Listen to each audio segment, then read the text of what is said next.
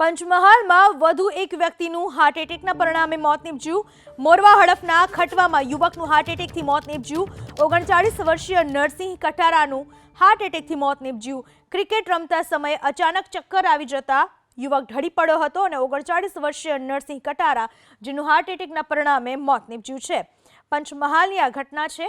હૃદય રોગના હુમલાએ વધુ એક વ્યક્તિનો જીવ લઈ લીધો છે। ખટવામાં 39 વર્ષીય નરસિંહ કટારા જે ક્રિકેટ રમતા હતા અચાનક જ ચક્કર આવ્યા, ઢળી પડ્યા અને ત્યારબાદ તેમનું મોત નીપજ્યું। આ વિશે વધુ માહિતી આપવા આપણી સાથે જોડાઈ ચૂક્યા છે મારા સંવાદદાતા હનીફ ભગત। હનીફ, કઈ રીતની આ ઘટના બનવા પામી છે? પંચમહાલ જિલ્લામાં એક પછી એક હૃદય રોગના હુમલાથી યુવકોના મોતના કિસ્સા સામે આવી રહ્યા છે। તેમાં મોરવાહદ તાલુકાના ખટવા ગામના 39 વર્ષના જે ઈસમ છે તેઓનું હાર્ટ એટેકથી મોત નીપજ્યું છે। ખાસ કરીને નરસિંહ કટારા નામના યુવક ગામમાં જે ક્રિકેટનું મેદાન છે ત્યાં ક્રિકેટ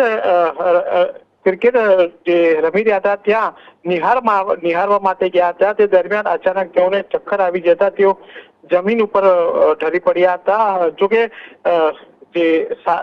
તેઓ સાથે અન્ય જે યુવક હતા તેઓ દ્વારા તેઓને 108 દ્વારા તાત્કાલિક મોરા સરકારી હોસ્પિટલ ખાતે સારવાર માટે ખસેડવામાં આવ્યા હતા, જ્યાં ફરજ પરના તબીબોએ તેઓને મૃત જાહેર કરવામાં આવ્યા હતા।